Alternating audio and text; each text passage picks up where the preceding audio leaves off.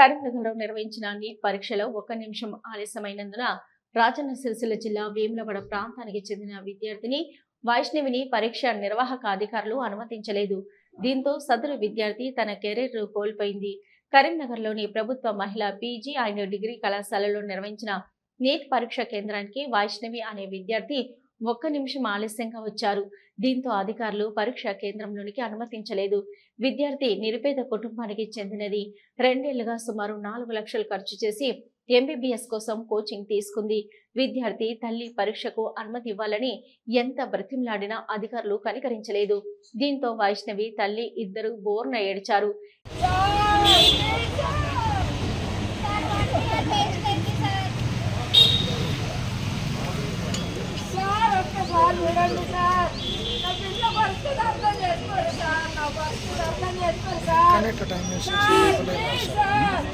Time waste చేసుకుని లోపల ఏం చేయలేం మేడం.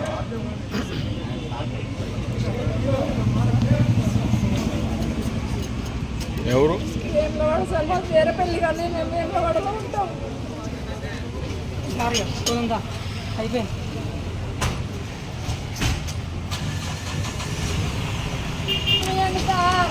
ఎవరిలో కనికరం లేదు సార్. సార్ నా బిడ్డ 1 year చేసుకుంది సార్. 1 year లాంగ్ చేసుకుంది సార్. టైమింగ్ వేస్ట్ అయితే సార్ నాకు టైం వచ్చినాయి సార్. ఒక్క 2 నిమిషాలకి ఉంది sir. Please sir sir sir sir అన్ని అవసరాలు జరిగినాయని నాకు తెలిసింది. నా బిడ్డ ఒక్కసారి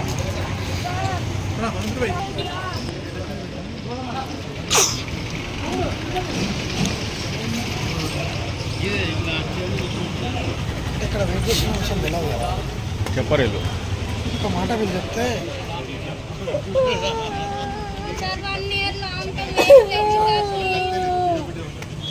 సార్ ఒక్కసారి అవకాశం సార్ నా బిడ్డకి. సార్ సార్ సార్ ఒక్కసారి చూడండి sir. Please sir. Sir madam ఒక్కసారి చూడండి సార్. మేడం ఒక్కసారి చూడండి మేడం.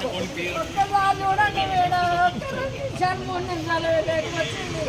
ఒక్కసారి చూడండి సార్.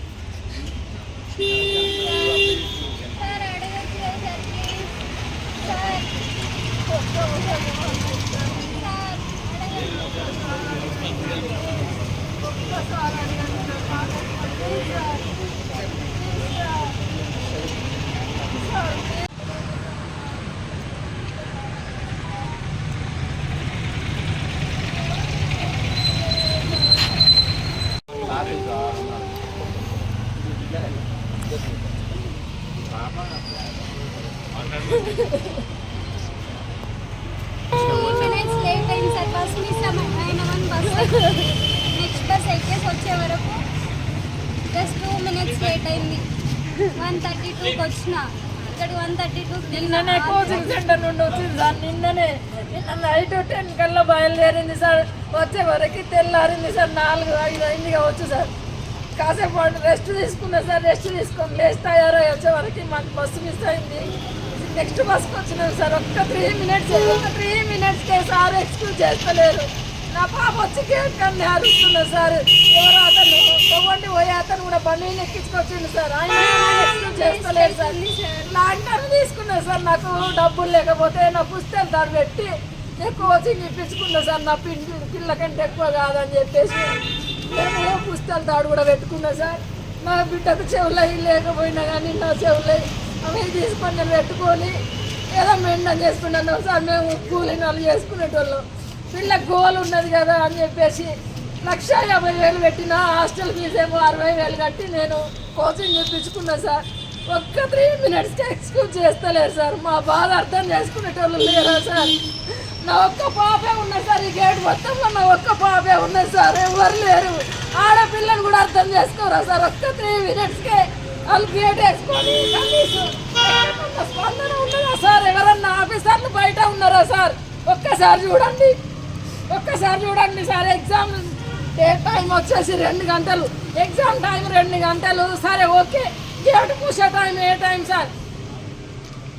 నాకు ఒక్క 3 మినిట్స్ లేట్ వచ్చింది నా పాప. ఎక్స్క్యూజ్ చేస్తాను సార్. నాకు ఇప్పుడు 1,50,000 ఫీజు, 60,000 హాస్టల్ ఫీజు సార్, 2,10,000 మా ఖర్చులు ఏమైనాయి సార్? 1,00,000, 2,50,000 అయితే ఖర్చు పెట్టుకున్నాయి కదా సార్. ఒక్క 3 మినిట్స్కి ఇవన్నీ నన్ను నష్టం చేసినట్టే కదా సార్. నా పాప ఫ్యూచర్ 1 ఇయర్ వేస్ట్ అయింది కదా సార్. 3 minutes, only 3 minutes. ఒక్కరు కూడా ఇక్కడ లేరు సార్. నా పాప ఒకటిగా బాబు ఉన్నాడు కానీ మగ పిల్లగాడు సార్. మగ పిల్లగాడు ఎట్లయినా అడ్జస్ట్ అవుతాడు. రోడ్డు మీద పడేసిన అడ్జస్ట్ అవుతుంది. నా పాప కదా సార్, ఆడపిల్ల కదా సార్.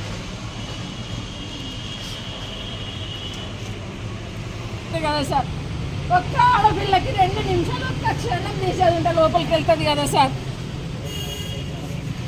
1 ఇయర్ వేస్ట్ అవుతుంది అంటే ఒక్కసారి అర్థం చేసుకొని ఎన్ని రోజులు కష్టపడితే ఈ జీవితం గడుస్తుంది సార్.